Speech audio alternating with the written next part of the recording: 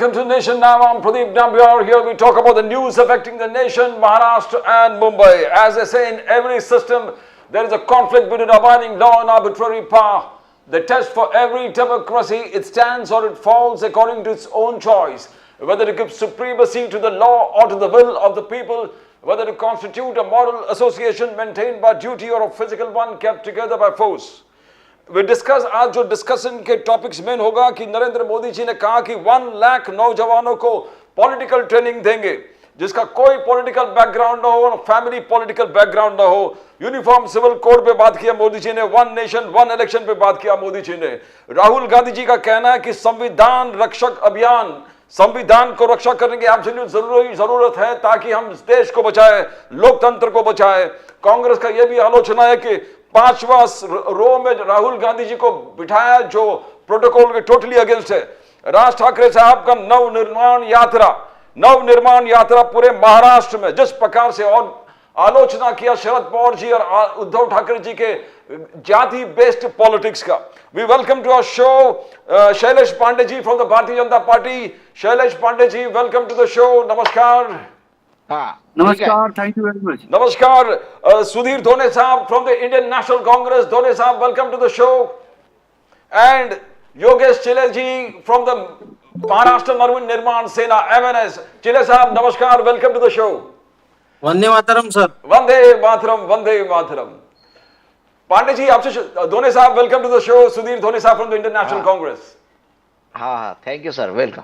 पांडे जी आपसे शुरुआत करते हैं। मोदी जी ने कहा कि 1 लाख नौजवानों को हम पॉलिटिकल ट्रेनिंग दे देंगे जिनका कोई पॉलिटिकल बैकग्राउंड ना हो, कोई फैमिली में पॉलिटिकल बैकग्राउंड ना हो। यूनिफॉर्म सिविल कोड पर बात की है मोदी जी ने, जितना जरूरी है uniform civil code. 1 nation 1 election के याद दिला दिया, 1 नेशन 1 इलेक्शन एक ही होना चाहिए। पांडे जी, मगर राहुल गांधी जी का जिस प्रकार से कहना कि संविधान रक्षा अभियान, संविधान को बचाने के लिए एक जबरदस्त अभियान चलने वाला है पूरे देश में 100 दिन के। पांडे जी शुरुआत करते हैं आपसे। शैलेश पांडे जी, देखिए, राहुल गांधी ने पिछले चुनाव में भी, लोकसभा के चुनाव में भी जिस तरह की अफवाहें जनता के बीच में फैलाई, संविधान खतरे में है, आरक्षण खतरे में है, और आज उसी ढर्रे पे वो एक बार फिर से देश की जनता को गुमराह करने का काम कर रहे हैं। और वो सतत देश की जनता को गुमराह करने का काम कर रहे हैं। लेकिन इस देश की जनता गुमराह होने वाली नहीं है। ठीक है, कुछ लोग यहाँ वहाँ हुए, उनके बातों से बहकावे में आए, लेकिन मैं इस देश की मिट्टी को, इस देश की जनता को हृदय की अथाह गहराई से बहुत बहुत धन्यवाद व्यक्त करता हूँ, क्योंकि इस देश ने ये इतिहास रचा है कि देश के यशस्वी प्रधानमंत्री आदरणीय नरेंद्र मोदी जी लगातार तीसरी बार चुनकर प्रधानमंत्री बने हैं और तीसरी बार किसी गैर कांग्रेसी दल की सरकार बनी है।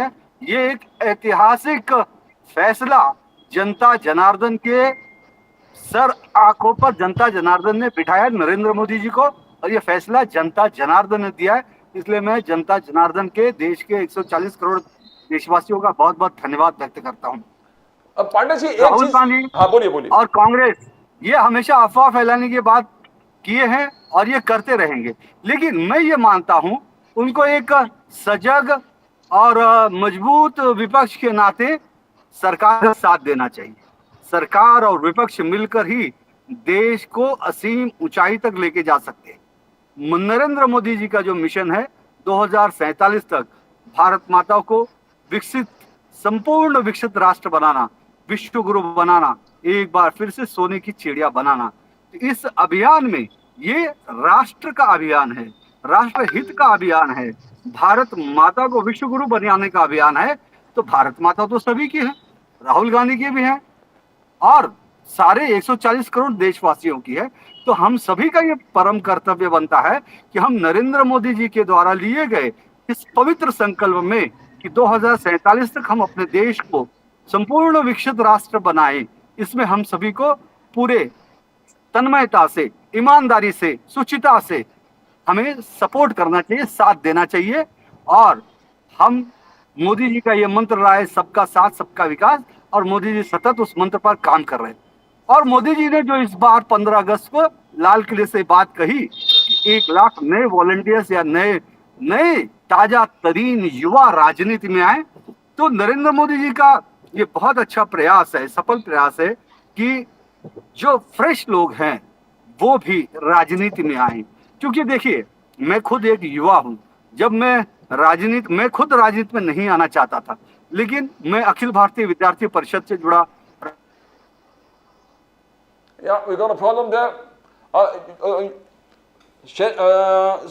डॉक्टर सुधीर थोड़े गहराई से पढ़ने का मुझे अवसर प्रदान हुआ। स्वामी विवेकानंद को पढ़ने के बाद मुझे ऐसा लगा, नहीं, इस देश का युवा को भी राजनीति में सक्रिय होना चाहिए, क्योंकि भ्रष्टाचार से लड़ाई के लिए, सिद्धांत के लिए, देश के भारत माता को विश्व गुरु बनाने के लिए, परम वैभवम नेतु मेतत् स्वराष्ट्रम समर्था भवत्वा हिसाब से विजम, इस मंत्र पर आज हम सभी युवा काम कर रहे हैं। और यही मोदी जी की इच्छा है कि नौजवान नए लोग देश राष्ट्र हित में राजनीति में आए और राजनीति में सकारात्मक बदलाव करके। पंडित जी, मैं आपके पास आता हूं, डॉक्टर सुधीर धोने जी के पास जाता हूं। सुधीर धोने जी, तब तक पंडित जी के कैमरा जरा ठीक कर दीजिए ना, इंजीनियरिंग।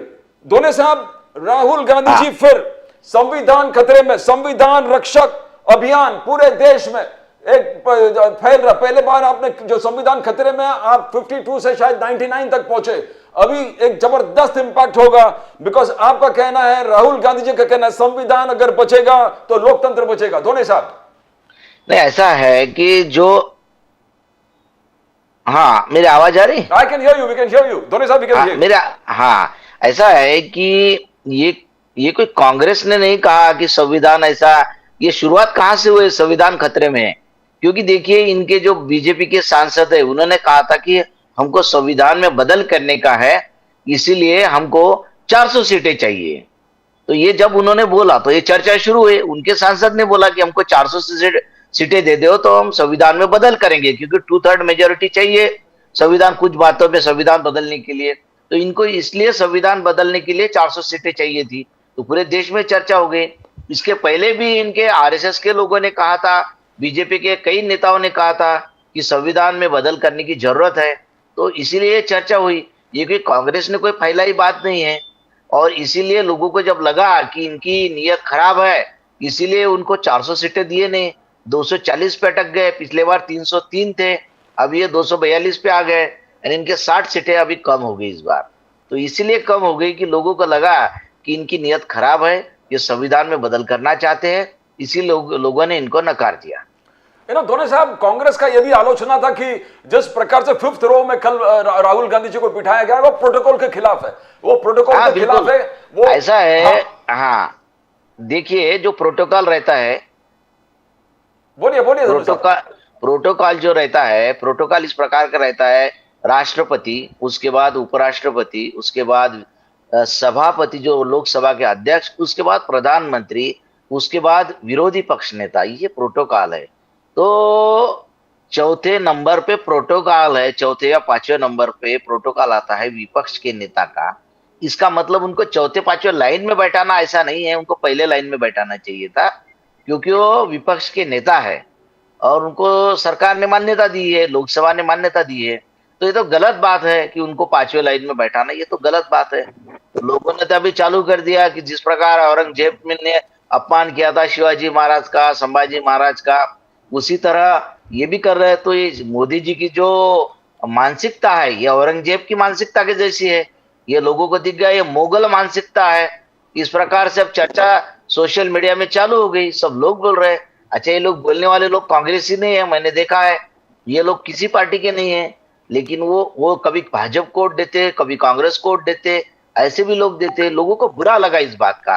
विपक्ष का नेता है, उनको पहले लाइन में बिठाना चाहिए था। तो ये गलती किया बीजेपी सरकार ने।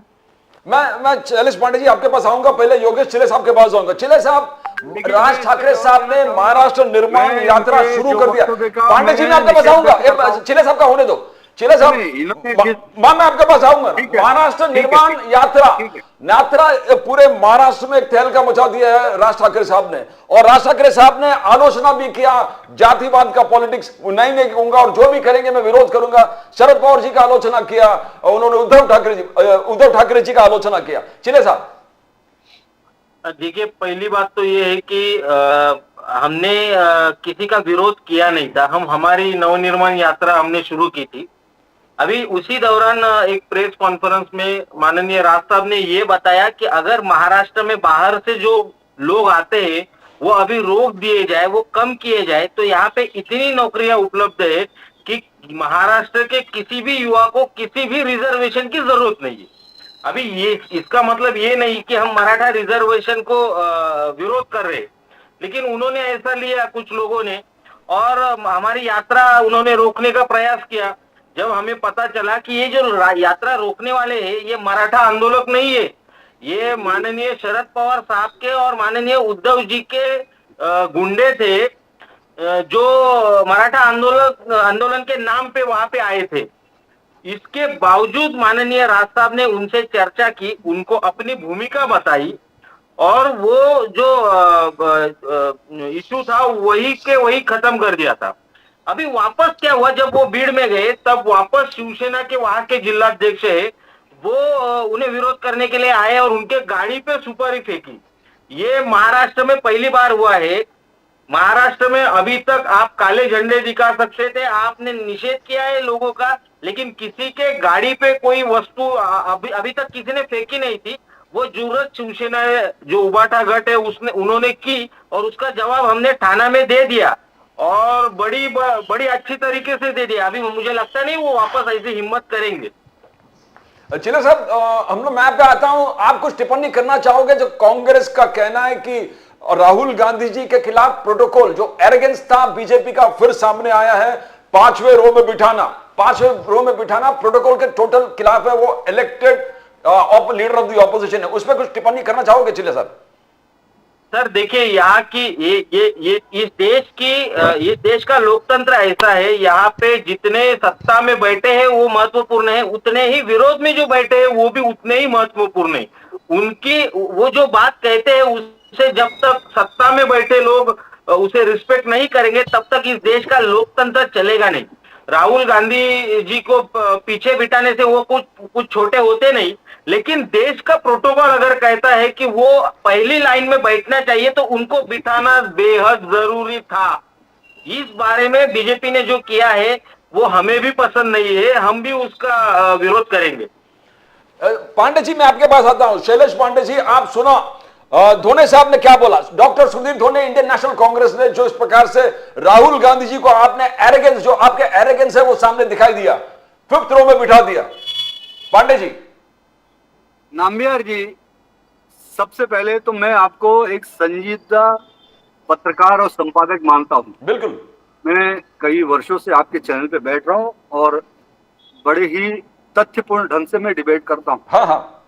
लेकिन ये पहली बार इस तरह का वक्तव्य आपके चैनल पे देश की जनता देखी, जिस तरह से कांग्रेस के प्रवक्ता ने औरंगजेब से तुलना देश के प्रधानमंत्री की है। और देखिए, मैंने ये बोला है सर, पांडे जी मैंने ये बोला है कि सोशल मीडिया में ये चल रहा है। मैंने नहीं बोला खुद कि ऐसा लोग लिख रहे हैं, सोशल मीडिया पे चला रहे हैं। अच्छा, चलाने वाले लोग कांग्रेस ही नहीं है, ये ऐसे लोग हैं जो मैंने देखा है। सुनिए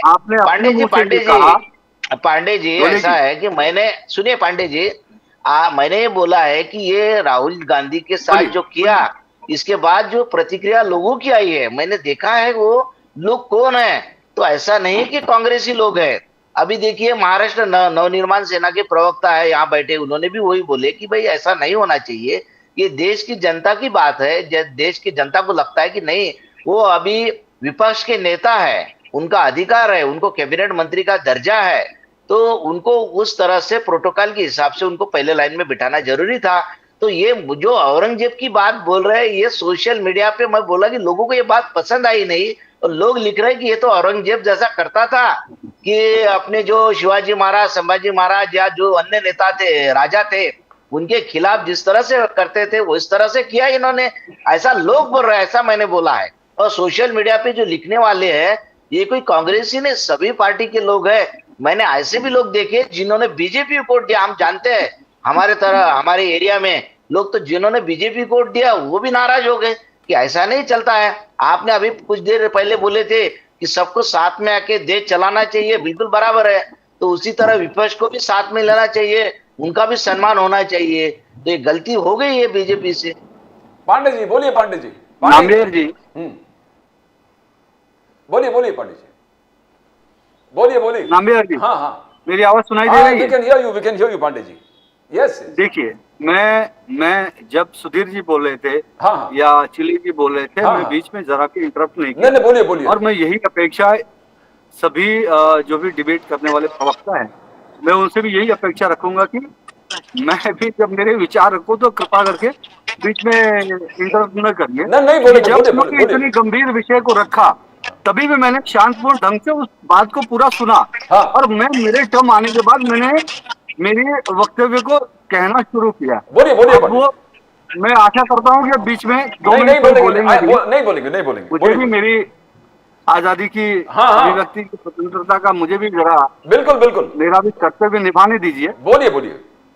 तो सबसे पहले तो मुझे ये बात अच्छी लगी कि जो बात आपके चैनल के रिकॉर्ड में है कि अभी थोड़ी देर पहले कांग्रेस का प्रवक्ता सुधीर जी ने जो भी बात अपने मुंह से कही थी, मेरे आक्षेप लेने के बाद वो अपनी बात को, अपने वक्तव्य को उन्होंने अस्वीकार किया और ये कहा कि ये बात मैंने नहीं कही और ये बात सोशल मीडिया में है। इसके लिए मैं सबसे पहले तो सुधीर जी को बहुत धन्यवाद दूंगा कि अच्छा हुआ सही समय पे आपने अपने वक्तव्य को बदल दिया। और ऐसे मैं इसे बहुत ही गंभीर और निडर और निर्भीक निर्णय कहता हूं कि कोई भी प्रवक्ता जब गलती से कुछ बोल जाता है और उसके बाद अपनी बात को समझ के एक्सेप्ट करता है और अपने बात को बदलता है और सही बात को कहता है, तो मैं उसका स्वागत करता हूं। लेकिन मैं एक बात सुधीर जी से ये भी पूछना चाहूंगा कि जिन के नाम आप ले रहे, आज देश के जो हालात है, देश में कांग्रेस ने जो 65 सालों में राज किया, मैं तो ये देख रहा हूं कि देश के अंदर आपने एक माइनॉरिटी समाज की तुष्टिकरण करने के लिए हमारी जो विरासत है, हमारी जो परंपरा है, उसको भी इतिहास से मिटाने का काम पिछली सरकारों ने किया। आज जहां पे छत्रपति शिवाजी महाराज महान होते हैं, महाराणा प्रताप महान हैं, लेकिन पिछले कुछ जो समय थे, इनके कार्यकाल थे शासन के, उस शासन के दौरान भी मुगलों का इतिहास में महिमा मंडन इनकी सरकारों ने किया, कांग्रेस की सरकारों ने किया, कम्युनिस्ट लेखकों ने किया, जिससे ये जाहिर होता है कि औरंगजेबी विचारधारा और मुगलों का महिमा मंडन करने का काम पिछले 65 साल में कांग्रेस, कम्युनिस्ट पार्टी और एनडीए अलायंस ने किया। तो ये पूरा देश जानता है, पूरी दुनिया जानती है कि कौन औरंगजेब के साथ है। और हम तो छत्रपति शिवाजी महाराज हमारे आराध्य हैं, छत्रपति संभाजी महाराज हमारे आदर्श हैं। आज भी हम छत्रपति शिवाजी महाराज की विचारधारा पे काम कर रहे, छत्रपति संभाजी महाराज की विचारधारा पे काम कर रहे। लेकिन आज आप तो उस विचारधारा के साथ काम कर रहे हैं, उसके साथ खड़े हैं जो स्वतंत्र वीर सावरकर को टिप्पणी करती है, भद्दी बातें करते हैं। और जिन संभाजी महाराज ने हिंदुत्व के लिए, हिंदू धर्म के लिए अपने प्राणों की आहुति दी, जिनको लगातार प्रताड़ित किया गया, उनकी नृशंस हत्या मुगलों द्वारा के साथ आप खड़े हैं। तो ये मैं स्पष्ट रूप से कहता हूं कि देश की जनता ये जानती है कि छत्रपति शिवाजी महाराज की विचारधारा पे नरेंद्र मोदी और भारतीय जनता पार्टी काम कर रहे हैं और करते रहेंगे। हम हमारे विचारधारा से बिल्कुल समझौता नहीं कर सकते। आपने कांग्रेस पार्टी ने नेताजी सुभाष चंद्र बोस जो उनके नेता थे, उनको दरकिरार कर दिया। आप इतिहास उठाकर देखिए, डॉक्टर बाबा साहब अंबेडकर के कई विचारों को दरकिरार किया। चुनाव में उनके खिलाफ आपने कैंडिडेट खड़ा करके उनको हराने का काम किया। आपने स्वतंत्र वीर सावरकर को एक विलन की तरह पेश किया, जिन्होंने आजादी की लड़ाई लड़ी। स्वतंत्र वीर सावरकर वो व्यक्ति जिनको एक जीवन में दो काला पानी की सजा मिली गई। 11 साल लगातार वो कोलू में बैल की तरह फेरे गए, उनके शरीर से रक्त निकाले गए और अपने सर्वस्व जीवन को भारत माता की आजादी के लिए समर्पित किया। तो ऐसे आजादी दिलाने वाले लोगों के खिलाफ कांग्रेस पहले भी थी, आज भी है, और उसकी मानसिकता और अब तो सनातन धर्म के खिलाफ कांग्रेस की मानसिकता बन गई है। कांग्रेस पार्टी के एनडीए अलायंस के अलग अलग घटक दल जब भी सनातन धर्म पर जहर उगलते हैं, टिप्पणी करते हैं, कांग्रेस एक शब्द नहीं कहती है। चाहे वो डीएमके हो, जिसके नेता राजा ने और उनके उदयनिधि मारन ने, जो वहां मंत्री हैं तमिलनाडु में, उन्होंने जब एड्स का, कोरोना वायरस कहा सनातन धर्म को, तब कांग्रेस ने एक शब्द नहीं किया। रामचरितमानस के बारे में टिप्पणी की समाजवादी पार्टी ने, कांग्रेस ने भगवान राम के अस्तित्व को नकारा, राम सेतु के अस्तित्व को नकारा, रामचरितमानस पे टिप्पणी की। अरे भगवान श्री रामचंद्र जी के 500 वर्षों के बाद बन रहे मंदिर के, जन्मभूमि मंदिर के निर्माण का बहिष्कार किया। आज सनातन धर्म का, हिंदू धर्म का पग पग पर अगर अपमान कोई कर रहा है तो कांग्रेस कर रही है, एनडी अलायंस कर रही है। पांडे जी, लेकिन पांडे जी मैं पूछता हूं, इनकी विचारधारा संपूर्ण तौर से हिंदू समाज पांडे जी और सनातन समाज द्रोही हो चुकी है, जिसका मैं निषेध व्यक्त करता हूं। और देश की जनता आने वाले समय में आपको माफ नहीं करेगी, माफ नहीं करेगा। सुधीर धोने साहब आपको नहीं माफ करेंगे। बीजेपी, वीर सावरकर आप भूल गए, आइडियल्स भूल गए, महाराज जी के आइडियल्स भूल गए। आप वही चिल्ला रहे हैं कि बेरोजगारी से आजादी, महंगाई से आजादी, जुमले से आजादी। आप हिंदुत्व को छोड़ दिए, हर चीज को छोड़ दिए। तो धोनी साहब आप सुन लिया पांडे जी ने क्या आरोप लगा दिए।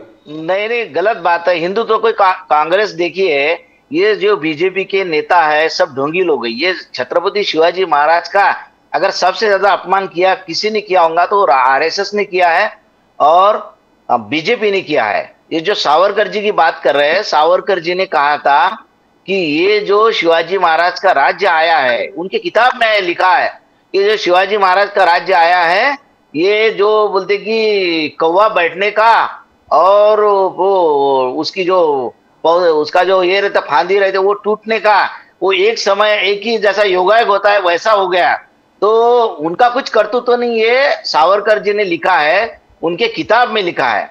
और उन्होंने 6 सोनेरी पाने लिखे कि 6 लोग अच्छे अच्छे लोग यानी जो महापुरुष है उसमें भी शिवाजी महाराज के नाम का उल्लेख किया नहीं।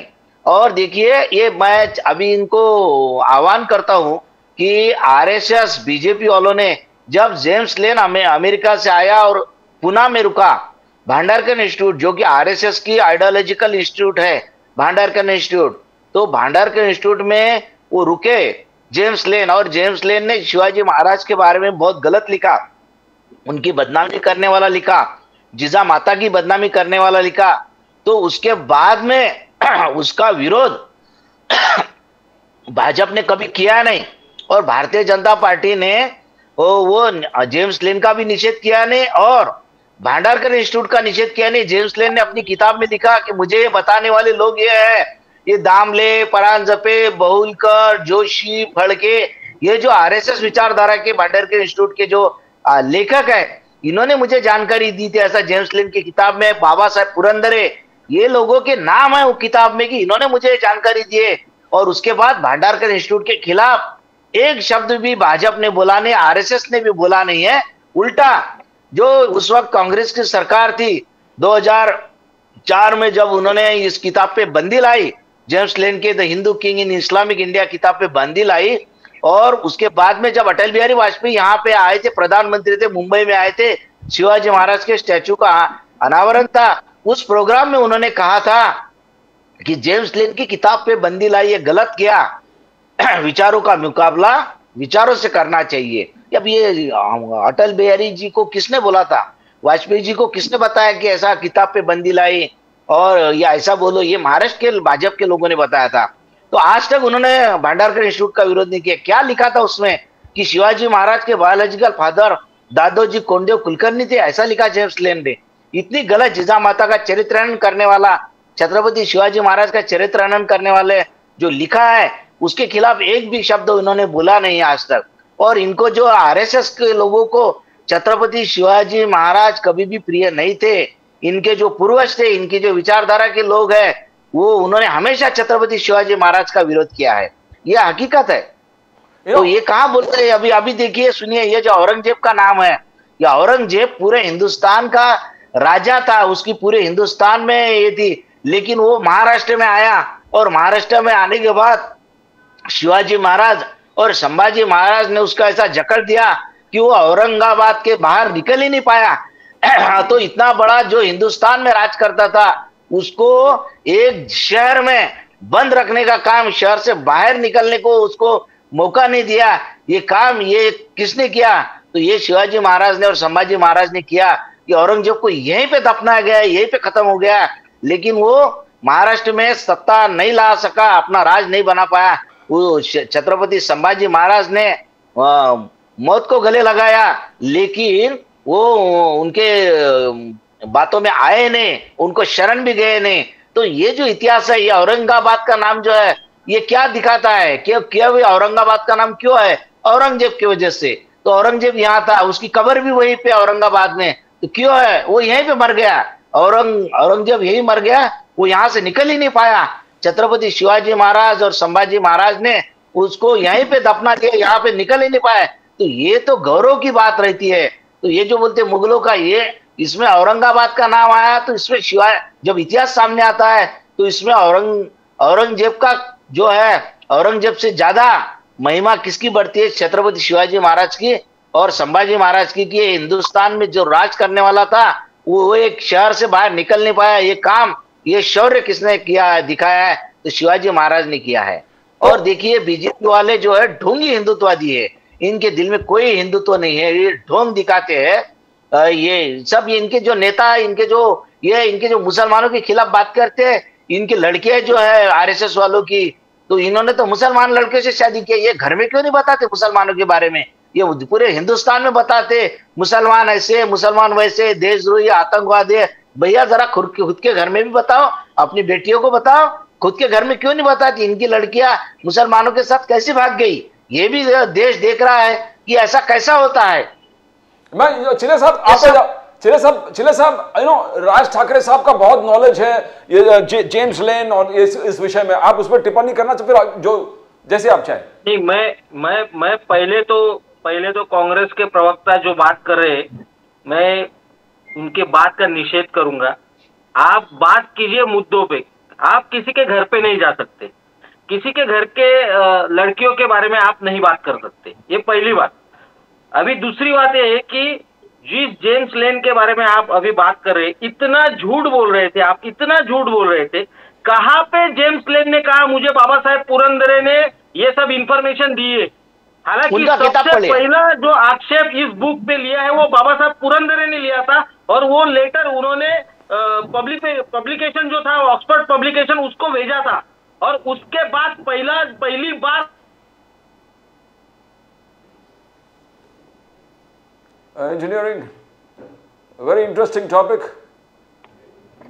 ऑक्सफोर्ड पब्लिकेशन ने उसे वापस लिया था वो बुक को। आप कितना झूठ बोलेंगे, कितना झूठ? बाबा पुरंदरे पे जब बात करते हैं तो आपको पूरी इंफॉर्मेशन लेनी जरूरी है। और कितना बात, इसके लिए कुछ नहीं किया था इस देश के लिए। 11 साल तक वो वहां पे जेल में थे, अंडमान में थे।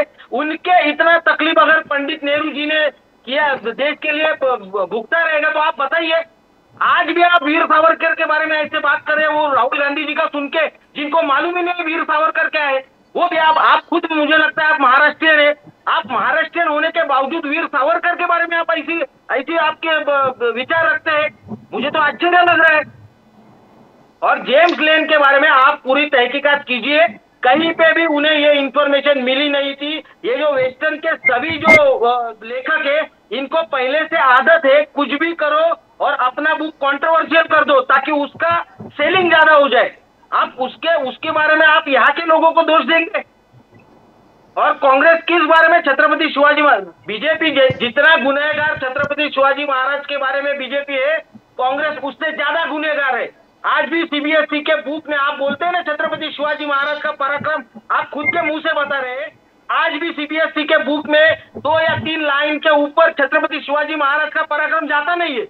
क्यों आपको याद नहीं है? छत्रपति शिवाजी महाराज इस देश के सर्वोच्च योद्धा थे, तो उनके ऊपर पूरी किताब होनी चाहिए इतिहास की। कहाँ है सीबीएसई में छत्रपति शिवाजी महाराज? भैया ऐसा है, सुनिए। हाँ, बोलिए। छत्रपति ये जो अकोला में ये मुंबई में जो स्टेशन है वीटी स्टेशन, उसका नाम छत्रपति शिवाजी महाराज टर्मिनस जो हुआ वो कांग्रेस के वक्त में हुआ। छत्रपति शिवाजी महाराज इंटरनेशनल एयरपोर्ट ये भी कांग्रेस के वक्त में हुआ। और आपको बताता हूँ कि ये जो बोले हैं अभी अभी भी आपके मुंह से औरंगाबाद आता है, आप हमको बताएंगे? अभी भी आप संभाजीनगर नहीं कह सकते, हालांकि आपके सरकार ने ही संभाजीनगर नाम दिया था, लेकिन आपको संभाजीनगर कहना नहीं है। नहीं ऐसा है भैया, सुनिए। नहीं सुनिए ऐसा है। नहीं अरे भैया सुनिए, हमारे सरकार खून में होनी चाहिए। नहीं सुनिए, आपको जो बता था अभी जो आप बोल रहे हैं जेम्स लेन की किताब में है लिखा हुआ कि मुझे ये लोगों ने जानकारी दी है उसकी प्रस्तावना में। और एक बोलता हूँ देशपांडे नाम के, सुनिए नहीं सुनिए, हाँ है बाबा साहब, नहीं बाबा साहब पुरंदरे का भी नाम है। और वो एक किताब एक आर्टिकल लिखा था दैनिक सामना में। सुनिए हाँ नामियार जी, पहले तो मैं कहूँगा आपके न्यूज के बाबा साहब शिवाजी महाराज के दादाजी कोंडर ये इंफॉर्मेशन बाबा साहब पुरंदरे ने दी है। बिल्कुल पांडे जी, मैं देख रहा हूँ। एक भी सबूत दिखाओ, मेरा चैलेंज आपको। अफवाह फैलाओ सुनिए सर। नहीं किताब है, वो किताब में लिखा। सुनिए ऐसा नहीं है, इनका नाम है मन से। नहीं झूठ नहीं बोल रहा, नहीं झूठ नहीं, सब सच है। उनको भी आप देंगे। नहीं चलेगा। भैया 35 लोगों के नाम किताब है, 35 लोगों के निषेध व्यक्त करता हूँ और मैं आपके चैनल पे मांग करता हूँ पहले ये पांडे जी मैं डिबेट नहीं कर सकता। पांडे जी सुनिए, हम लोग डिस्कशन पांडे जी सुनिए, शिवाजी महाराज का डिबेट नहीं कर सकता। पांडे जी इस पर डिबेट करते हैं कि पांडे जी महाराष्ट्र के जो स्कीम्स निकले हैं, जो स्कीम निकले हैं, भूल गए हैं उस बात को। महाराष्ट्र के पांडे जी स्कीम निकले। इन्होंने क्या बोला है अभी इन्होंने बोला है कि ये शिवाजी महाराज के खिलाफ है, मुगलों का महिमा मंडल करते हैं, इसीलिए बात आई। आप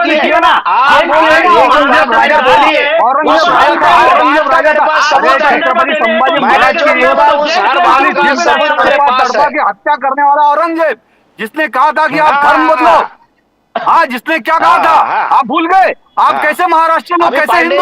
शर्म आनी चाहिए आपको। पांडे जी शर्म आनी चाहिए आपको। खुल गया ना, आप संभाजी महाराज को सुनिए मृत्यु देने वाले, मारने वाले, आप उस औरंगजेब को राजा कह रहे हो। शर्म आनी चाहिए आपको। वो राजा नहीं था, आताताई था, विदेशी आक्रांता था। कैसे आपने राजा कहा? आप झूठ बोल रहे हो। बिल्कुल नहीं चलेगा, बिल्कुल नहीं चलेगा ये। सुनिए सब लोग बोलते हैं, देखो मोदी जी भी बोलते हैं कि मुगलों का इतना राज था, अंग्रेजों का राज था, वही राजा थे ना। सुधीर जी आप माफी मांगो, नाम्बियार जी इनसे कम माफी मांगे, वो मैं चैनल पर नहीं बैठूंगा। नहीं पांडे जी पांडे जी नहीं करना है ऐसे व्यक्ति के साथ जो झूठ बात कर रहा है यहाँ पे चैनल पर। झूठ बोल बोल के देश का सत्यानाश कर रहे हैं। औरंगजेब को राजा करो, शर्म आनी चाहिए आपको। शर्म आनी चाहिए आपको। हर बात का औरंगजेब को राजा करो जिसने छत्रपति संभाजी महाराज को 40 दिन तक तड़पा के मारा था, नाखून निकाला, आग निकाला, चमड़ी निकाली, 40 लोगों की गर्दन को उड़ा दिया। शर्म आनी चाहिए आपको, शर्म आनी चाहिए, शर्म आनी चाहिए, शर्म। सुनिए मैंने औरंगजेब को मुस्लिम वोट बैंक के लिए इतना लाचार हो जाओगे, ये इतनी लाचारी मत करो भाई, इतना लाचारी मत करो, इतना लाचार मत बनो, इतना बेरोजगार मराठी मानुस इतना लाचार होगा मैं जीवन में सोच नहीं सकता था। आप झूठ बोल रहे हो, औरंगजेब का सर्व निषेध करते हैं। आप पहले माफी मांगो, माफी मांगो, माफी मांगो, कोई डिबेट आगे बढ़ेगा। नाम्बियार जी इनसे कम माफी मांगे, जो बोला नाम्बियार जी इनसे कम माफी मांगे, कोई आगे बढ़ेगा। पांडे जी कोई डिबेट आगे बढ़ेगा।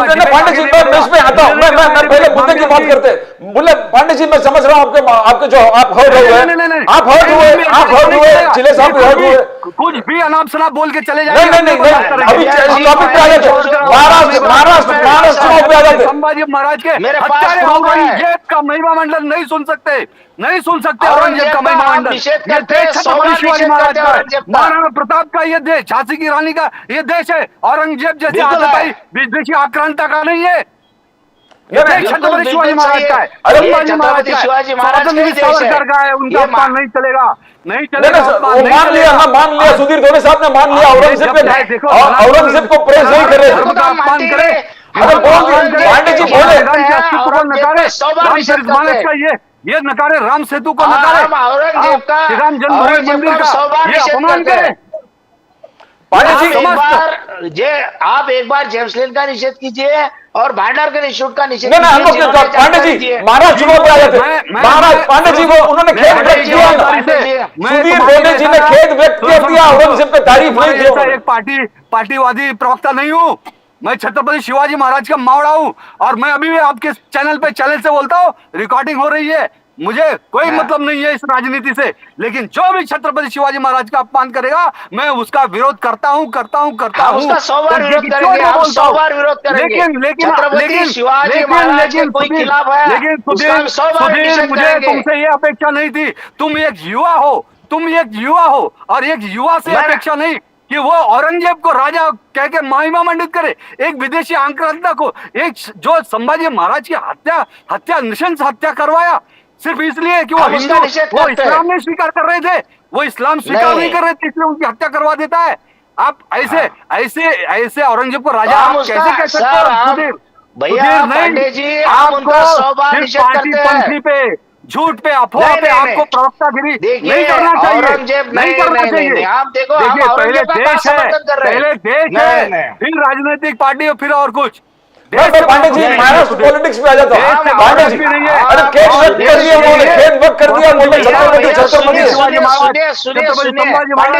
पांडे जी जरा 2 मिनट, ये महान है हमारे लिए, रुकिए हमारे लिए महान नहीं है। पांडे जी जरा 2 मिनट रुकिए, 2 मिनट रुकिए। मैंने मेरे सुनिए मैंने जो शुरुआत, अरे आप सुनेंगे तो सही, एक देखिए मैंने शुरुआत देखिए सुनिए हम औरंगजेब के इतने खिलाफ है कि हमने जब लोगों में जो हमने बोला कि जो चर्चा चली सोशल मीडिया पे, तो हमने औरंगजेब की जो तुलना लोगों ने की उसका बताया। हम औरंगजेब के इतने खिलाफ है, हम उसकी मोदी जी से तुलना जो लोग किए वो यहाँ बताया कितने खिलाफ में होंगे। हम मोदी जी के जितने खिलाफ में उससे ज्यादा औरंगजेब के खिलाफ में। आपने अपने बात को सुधारा, वही बोला तो पहले मैं खुले दिल से, मैं कोई पार्टी मैंने वही बोला। पांडे जी सुनिए, तुमने जो यू-टर्न लिया मैंने उसका स्वागत किया। पांडे जी सुनिए मेरी महाराष्ट्र पॉलिटिक्स में मैं चिले साहब आपके बात है, चिले साहब महाराष्ट्र दोनों साहब में इस बात चिले साहब राज ठाकरे साहब ने कहा, राज ठाकरे सुनिए एक मिनट बोलिए फिर नंबियार साहब सुन रहे हैं, पांडे जी सुन रहे हैं। पांडे जी मेरा आप रिकॉर्डिंग जो है आप एक बार देख लेना। मैंने शुरुआत में बोला था कि सोशल मीडिया पे ये चल रहा है और ये कुछ गैर कांग्रेसी लोग जिन्होंने बीजेपी को दिया वो भी फैला रहे हैं। हाँ देखा है, ये आप देख लेना। मैंने ऐसे ही शुरुआत किए थे, शायद आपने सुनी नहीं, मैंने शुरुआत ऐसी ही किए थे। और जब आप देखिए हम औरंगजेब का महिमा मंडन नहीं करते, हम औरंगजेब के बहुत खिलाफ में है। आप एक बार औरंगजेब का निषेध करेंगे, हम 100 बार निषेध करेंगे औरंगजेब का। और भैया हम मोदी जी के खिलाफ में, हम तो मोदी जी की तुलना औरंगजेब से कर रहे हैं। कहा हम उनको अच्छा बोलते हैं औरंगजेब को, हम उसको बुरा ही मानते हैं। हम उसको तुलना चिले साहब औरंगजेब बहुत औरंगजेब बहुत अत्याचारी था। औरंगजेब बहुत अत्याचारी था, कितने हिंदुओं का कत्ले आम किया, कितने सही बात है बहन बेटियों के राखी तो हम कहा उसका महिमा। मैं आपकी बात से सहमत हूँ। औरंगजेब अत्याचारी था। औरंगजेब सुनिए पांडे जी मैं कांग्रेस का सुनिए पांडे जी, मैं मेरे बच्चे का नाम पृथ्वीराज है, मेरे बच्चे का नाम पृथ्वीराज है। सुनिए तो हम भी पृथ्वीराज चौहान को मानते हैं, हम शिवाजी महाराज को मानते हैं। आप ये इतिहास नहीं भूल सकते हो। चिले साहब चिले साहब राज ठाकरे साहब ने यात्रा किया, पूरे महाराष्ट्र का दौरा करा, महाराष्ट्र निर्माण यात्रा। तो महाराष्ट्र नवनिर्माण यात्रा में राज ठाकरे साहब ने बहुत अच्छा एनालिसिस दिया। बोले उद्धव ठाकरे जी चुनाव नहीं जीते, मोदी जी हारे हैं, मोदी जी हारे हैं। उद्धव ठाकरे जी और शरद पवार को उसका क्रेडिट नहीं लेना चाहिए कि उनके वजह से जीते। तो ये एनालिसिस को थोड़ा और हमको थोड़ा रोशनी डालिए चिले साहब, महाराष्ट्र में। नहीं, आप पूरे देश के इलेक्शन का या फिर महाराष्ट्र के इलेक्शन का अगर आप स्टडी करेंगे तो आप देखेंगे कभी भी महाराष्ट्र में अपोजिशन जीतती नहीं। जो सत्ता में है वो हारते हैं, वो काम नहीं करते, उनके खिलाफ एंटी इनकम्बेंसी जब बढ़ती है तब लोग उनके खिलाफ वोटिंग करते हैं। वो अपोजिशन को जिताने के लिए वोटिंग नहीं करते, वो जो सत्ता में है उनके खिलाफ उनका गुस्सा निकालना है, इसलिए वोटिंग की जाती है। हमने भी माननीय नरेंद्र मोदी जी को सपोर्ट किया था, लेकिन सपोर्ट करने के हमारे मुद्दे अलग थे। लोगों ने जो उनको वोटों के द्वारे नकारा था महाराष्ट्र में हमें मानना चाहिए कि महायुति को इस बार नरेंद्र मोदी नाम वो चला नहीं पाए। इस बार महाविकास आघाड़ी को अच्छी तरीके से लोगों ने सपोर्ट किया है। ये जो सपोर्ट है वो एक्चुअली महाविकास आघाड़ी को नहीं था, ये जो भी है वो नरेंद्र मोदी जी ने जो पॉलिसीज इस देश में अभी लाई थी पिछले 5 सालों में, उनका विरोध था। और उस विरोध के वजह से जो अपोजिशन, स्ट्रॉन्ग अपोजिशन था, उन्हें वोटिंग मिला है। तो ये जीते नहीं है, मोदी जी को कम वोट मिले, मोदी जी हारे, ये माननीय राज साहब को कहना था। ना आप ये जो नया स्कीम्स पर कुछ टिप्पणी करना चाहते हो? लाडकी बहन स्कीम है, एक जबरदस्त एक वातावरण पूरे महाराष्ट्र में हुआ। एकनाथ शिंदे जी, महायुति एब्सोल्युटली कॉन्फिडेंट हो गए चिले साहब, बोले कि देखो जो हमने ऑलरेडी बोला है उस चीज को इनकॉर्पोरेट भी किए, सबको पैसे भी मिलने लगे। इस पर टिप्पणी करना चाहोगे? बिकॉज क्या राज ठाकरे साहब के जो एनालिसिस 225 सीट लड़ने वाले हैं, इसमें कोई इफेक्ट आ जाएगा? नहीं, कोई इफेक्ट नहीं आएगा सर। मैं आपको बताता हूँ और खुली तौर पे बताता हूँ आपको। महाराष्ट्र में इलेक्शन में ये जो हमारे प्रवक्ता बैठे हैं वो खुद महाराष्ट्र ने, उनको भी मालूम है, महाराष्ट्र ने पूरे देश में मैक्सिमम जगह पे पैसा बांट के हम इलेक्शन जीतते हैं। पैसा बांट के रात में पैसा बांटा जाता है और उस पे इलेक्शन जीते जाते हैं। अभी ये जो चालू है लाडली बहन, ये पूरा कायदे का सहारा लेके पैसा बांटना ही है। ये कायदे का सहारा लेके लोगों को पैसा बांटना है, बाकी कुछ नहीं। और एक हफ्ता आ जाएगा शायद, उसके बाद वो रुक भी जाएगा, क्योंकि कोई भी इकोनॉमी सिर्फ लोगों को ऐसे ही पैसा बांट के वो बढ़ती नहीं। इसके पहले महाराष्ट्र में जो भी सरकारें थी उन्होंने कभी ऐसा पैसा बांटा नहीं है। हमारे महाराष्ट्र में एक स्कीम थी रोजगार हमी योजना, जिसके निर्माता हम है महाराष्ट्र। वो रोजगार हमी योजना कहती है कि आप काम करो, हम आपको काम की गारंटी देंगे। 100 दिन आप काम करो, 100 दिन का पैसा लेके जाओ, पगार लेके जाओ। तो हमने किसी को अपाइज नहीं किया आज तक की सरकारों ने।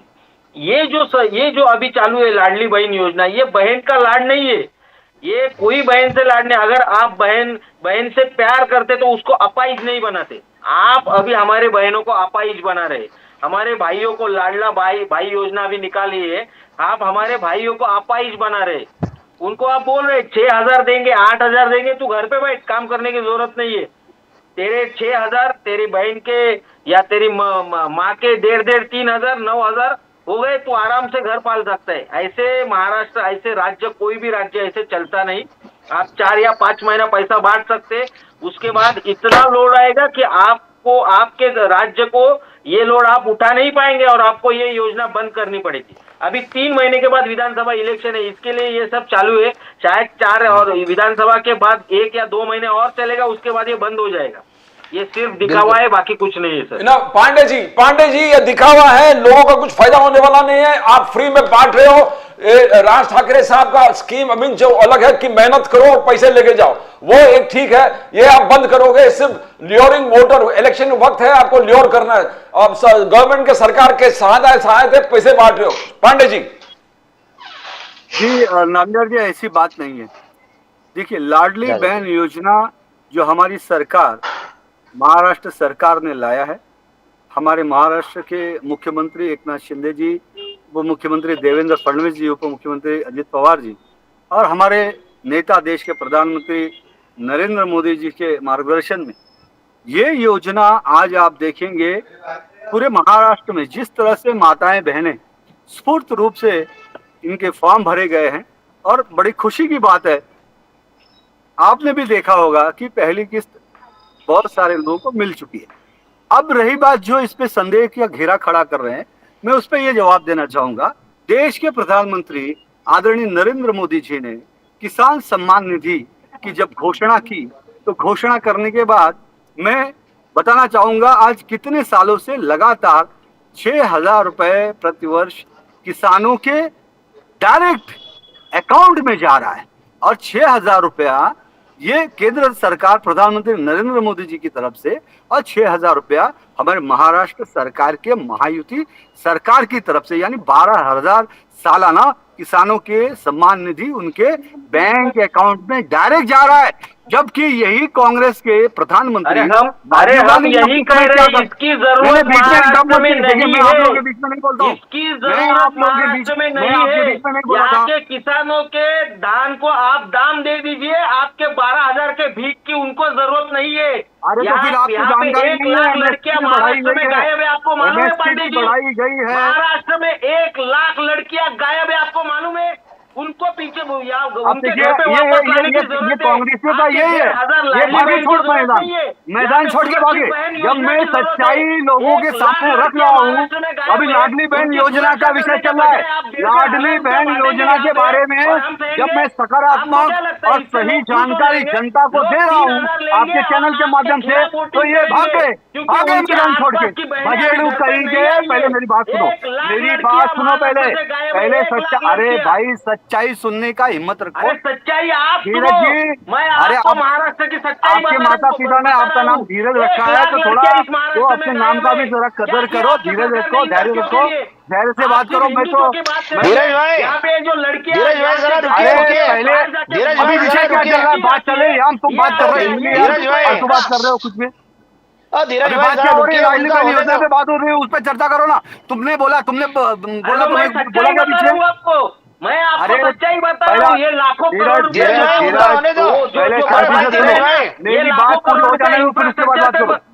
लाडली बहन योजना लोगों के सुरक्षा पे खर्च होने चाहिए। एग्जाम्पल के तौर पे बताया, जिस तरह से किसान सम्मान निधि देश के प्रधानमंत्री नरेंद्र मोदी जी जरूरत ही नहीं है, उनके लाडली बहन योजना को दाम दे दो, महिलाओं को बहनों को मिलती रहेगी और तुमको इसी तरह से मिर्ची लगती रहेगी, ऐसी मिर्ची लगती रहेगी।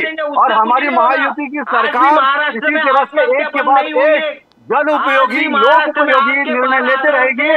तो वो लाडली बहन का विषय हो, चाहे लाडली भाऊ का विषय हो, चाहे युवाओं का विषय हो, चाहे विद्यार्थियों का विषय हो, चाहे किसानों का विषय हो, चाहे उद्योगपतियों का विषय हो, चाहे कामगारों का विषय हो, चाहे मध्यम वर्गीयों का विषय हो, समाज के हर तबके लिए, ST SC OBC सभी तबके के लिए हमारी सरकार एक के बाद एक उत्तम निर्णय ले रही है, जिसकी वजह से ये इनकी खींच है, ये इनकी खींच है। अरे महाराष्ट्र में अभी भी किसानों की आत्महत्या रुकी नहीं है। आपके 12,000 से किसी का भूल जाओ, किसी के प्राण नहीं बचने वाले, गांधी के प्रवक्ता आपके 12,000 से किसी के प्राण नहीं बचने वाले। साल में 12,000 देके आप उनके उपकार नहीं कर रहे, चलने वाली नहीं है, तुम्हारे झूठ का फुर्ता फट चुका है।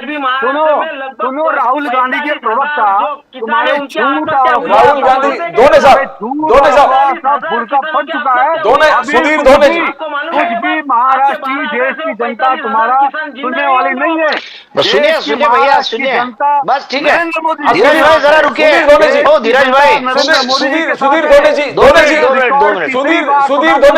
सुधीर धोने जी, मैं सुना, पांडे जी जरा रुकिए अभी, इसलिए तुमको पांडे जी 27 पांडे जी लफंगे हमने सुन लिया। मोदी का कुछ बिगाड़ नहीं पाए, इसलिए तुम्हारी पांडे जी अभी आपका सुन लिया हमने।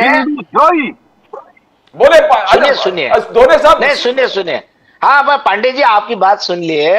आप बोल रहे हैं कि लाडली बहन की ये चले गए, आम की बात हो रही, इमली की बात करेंगे नहीं चलेगा। नहीं ठीक है धीरज भाई, दोनों साहब सीएम कौन बनेगा? पांडे जी पांडे जी आपको बुरा लगता है? पांडे जी बुरा लगता है पांडे जी? के साथ है। आज ऐसे ही लाखों फॉर्म भरे गए क्या? 70,000 आज ऐसे करोड़ का लाखों अकाउंट घोटाला में अजीत पैसे पवार चले ने गए किया, क्या? इसे खुद मोदी साहब अरे ने आने दो, उनको 3 गोद में महीने के लेके बाद बैठे चुनाव थे होगा, मोदी दूध साहब। का दूध पानी पानी हो जाएगा। अरे दूध का 70,000 दूध करोड़ का पानी हो घोटाला जाएगा। अजीत पवार दीपावली ने तक तो किया, ये कांग्रेस बोलने की के बाद मोदी दोनों जी साहब सीएम कौन होगा? दोनों साहब एनडीए का सीएम कैंडिडेट कौन है? सुनिए, हाँ सुनिए, एनडीए का सीएम कैंडिडेट कौन है? दोनों साहब, हाँ सुनिए उद्धव ठाकरे जी ने बोला, उद्धव ठाकरे जी ने कहा कि कोई भी सिलेक्ट करो और मैं उनको सपोर्ट करूंगा। महाराष्ट्रद्रोही, भैया। महाराष्ट्रद्रोह नहीं चलेगा। नहीं सुनिए, दोनों साहब पांडे सीएम जी, कैंडिडेट कौन है? पांडे जी आप रुकिए, आप जरा हमको बात करने दीजिए। एनडीए का सीएम नीरज भाई, कैंडिडेट कौन है? मैंने बात नहीं मत करो, तुम सबसे बात पहले करने लगे तो अपनी बात जबरदस्ती सबसे करते हो। पांडे जी रुकिए, अभी बात मत रुकिए करो। रुकिए, हाँ बोलिए बोलिए। नहीं रुकिए। हाँ दोनों जी। पांडे जी ने अभी मैंने नीरज नाम भाई ने जो कैसे बोला कैसे आप है, बोलने दे रहे? आप नहीं, मेरी बात पूरी नहीं नहीं। होने दी, इनको कैसे बोलने देंगे आप? नहीं सुनिए, नहीं, नहीं, हो मैं गया बोल रहा आपकी- था, मुझे बीच में इंटरप्ट किया गया। नहीं नहीं नहीं ना अच्छा नहीं, दोनों साहब 2 मिनट उनको बोलने दो। बोलिए बोलिए पांडे जी, बोलिए बोलिए। चिले साहब जरा सुनिए ना, चिले साहब जरा सुनिए। मैं जब बोलूं, हाँ बोलिए नहीं, बोलिए नहीं, नहीं, बोलिए बोलिए ना, बोलिए। नाम्बियार जी, हाँ। नाम्बियार जी, हाँ। आप एक सफल और एक बहुत ही यशस्वी और संवेदनशील आप एडिटर है। हाँ बिल्कुल आप देखिए, मैं आपके चैनल पे जब भी आप मुझे बुलाते हैं, बिल्कुल बिल्कुल आते हैं। कोई भी बोलता है, मैं बीच में जरा भी नहीं, इंटरप्ट चिले साहब करता हूं। नहीं बोल रहे हैं ना, वो चिले भले साहब गलत नहीं बोल बात रहे हैं। करते हैं, झूठ बात करते हैं, अफवाह अरे, उड़ाते हैं, अब बोलिए ना पंडित जी। अपमान करते हैं, फिर भी मैं जहर का घूंट पीते हुए उनकी बातों को सुनता हूं, लेकिन सुनने के बाद फिर मैं जवाब दे देता हूं। बोलिए। लेकिन मैं जब कोई बात जवाब दे रहा हूं तो बीच में ये कूद पड़ते हैं। नहीं चिले साहब ये चुप गलत है ना, तरीका चिले है, साहब ये नहीं बोल रहे, आप डिबेट का बोलिए तरीका ना, आप ये बोलिए डिबेट का तरीका नहीं। बोलिए बोलिए चिले साहब चुप है, आप नाम्बियार बोलिए। जी, मैं जो आपने विषय लिया लाडली बहन का, हाँ। मैंने पहले ही कहा, महाराष्ट्र के मुख्यमंत्री एकनाथ शिंदे जी, देवेंद्र फडणवीस उप मुख्यमंत्री, अजित पवार जी उप मुख्यमंत्री और हमारी महायुति की सरकार ने ये जो योजना लाई है, तो योजना ऐसे हवे में नहीं लाई है। नहीं। इसके लिए एक एक्सपर्ट कमेटी थी, एक्सपर्ट कमेटी ने और सारे पैसे का नियोजन कैसे होगा, ये लॉन्ग टर्म पॉलिसी कैसे चलेगी, लंबे समय तक ये योजना कैसे चलेगी, वो सारे विश्लेषण करके, एनालाइज करके और पूरा प्रोजेक्ट पर तैयार करने के बाद ये सारे निर्णय लिए गए हैं। और इस निर्णय से पूरे महाराष्ट्र के जन जन में खुशी है। आज एक हमारी माँ, हमारी बहन, हमारी बेटी को हम सबल बना रहे हैं, हम उनका सक्षमीकरण कर रहे हैं। तो ये किसी भी पार्टी को बुरा नहीं लगना चाहिए। इसके पहले जिन सरकारों ने कोई भी बात मुफ्त देने की बात कही, कुछ भी कही, तो हमने क्या उनके योजनाओं को रोकने का काम किया? हमने नहीं किया। आपने जो योजना लाई आप चलाए। आज हमारी सरकार है और हम महाराष्ट्र के हित के लिए, महाराष्ट्र के माताओं बहनों के लिए, उनको सबलीकरण करने के लिए, उनके सक्षमीकरण करने के लिए हमने ये योजना लाई है। आज लाखों लोगों ने फॉर्म भरा है, आज हजारों लोगों को अभी तक पैसा पहला किस्त भी मिल गया है।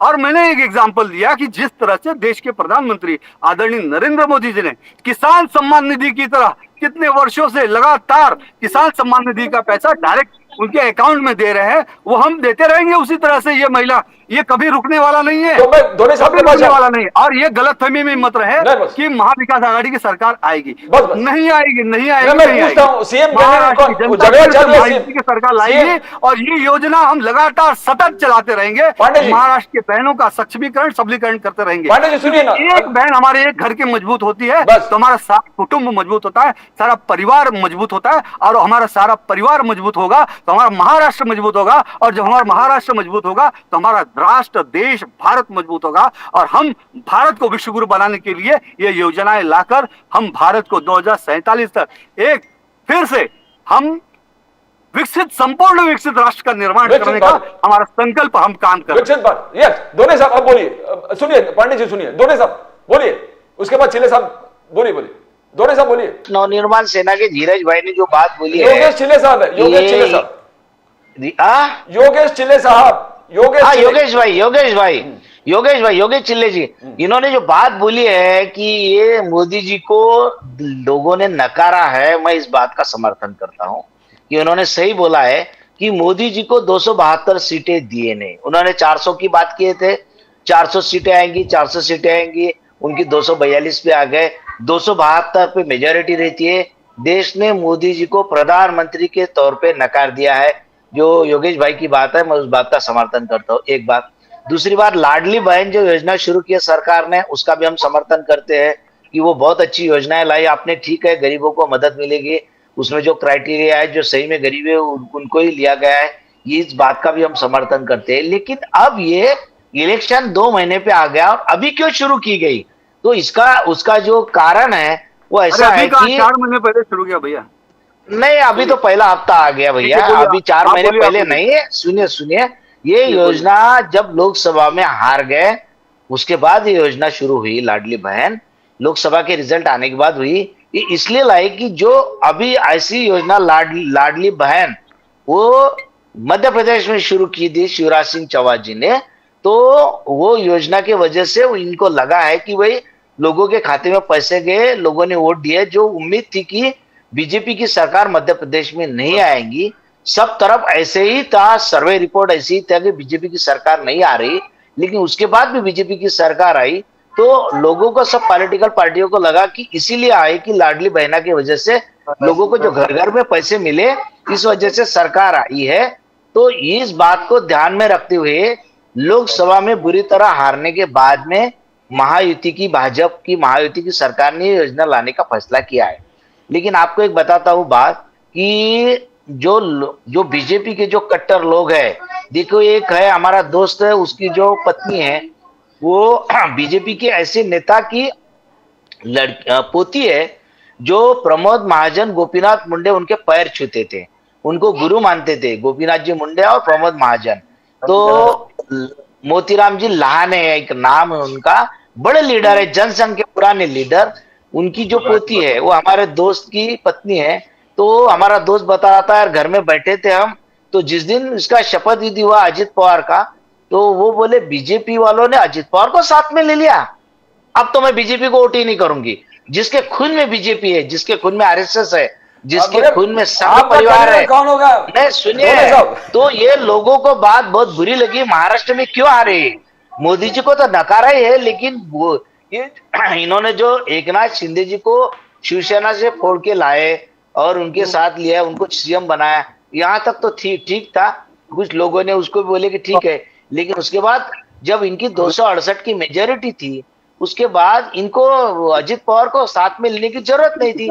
और अजित पवार के बारे में इन्होंने क्या बोले थे, 3 दिन पहले भोपाल में इन्होंने कहा था कि सिंचाई का घोटाला किया, 70,000 का घोटाला किया मोदी जी ने, और 3 दिन के बाद उसको डिप्टी सीएम बनाया। तो ये बात लोगों को बुरी लगी और इसीलिए अभी देखिए, अभी सीएम कौन होगा आपका? एमवीए का सीएम दोनों साहब एमवीए का सीएम नंबर जी इनके बातों में एक 10 सेकंड में जवाब देना चाहता हूँ। एक मिनट के लिए बोलिए, फिर चिले साहब नंबर जी। हाँ 10 सेकंड। हाँ, मैं ज्यादा नहीं बोलूंगा, मैं सिर्फ इतना ही बोलूंगा धीरज को कि धैर्य से सुनिए। आपने जो कहा कि नरेंद्र मोदी, योगेश नाम है उनका। नहीं आप धोने साहब, सुधीर धोने, कांग्रेस, इंडियन नेशनल कांग्रेस, सुधीर धोने जी। ठीक है, जो भी तो ओके दूर ठीक है सुधीर चिलेगी। हाँ नहीं, हाँ तो सुनिए, तो ये तो बात आप मानते हैं पांडे जी आप कट्टर आरएसएस के होंगे, आप सनातन की बात करते हैं, क्या आपको पसंद है अजित पवार को साथ में लेना? क्या आपको पसंद है?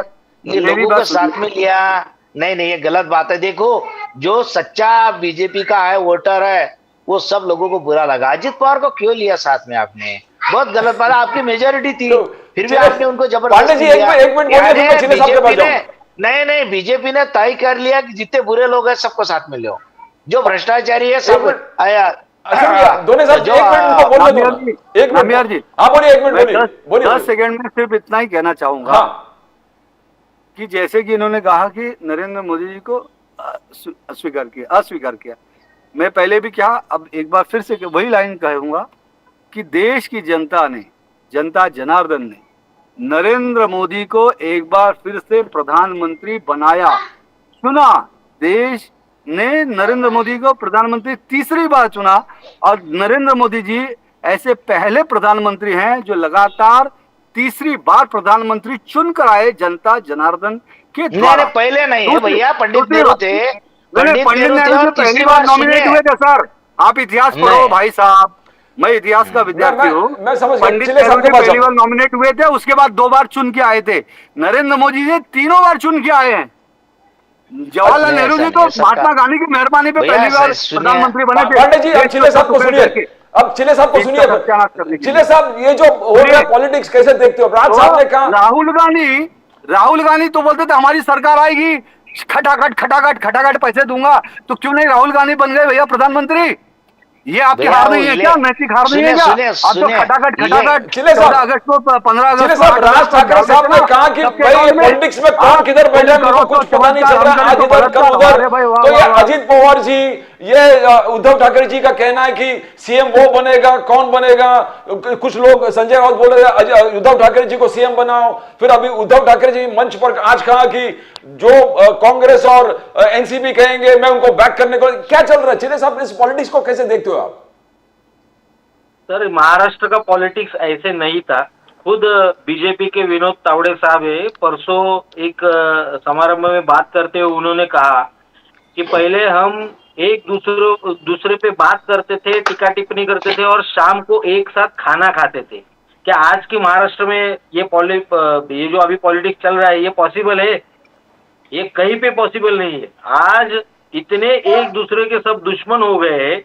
ये सिर्फ एक दूसरे, मैंने अभी जब कांग्रेस के प्रवक्ता बात कर रहे थे, मैंने उनका निषेध किया था एक ही चीज पे कि आप किसी के घर पे या घर के बहू बेटियों के बारे में आप बात मत करो, क्योंकि वो पॉलिटिक्स में नहीं है।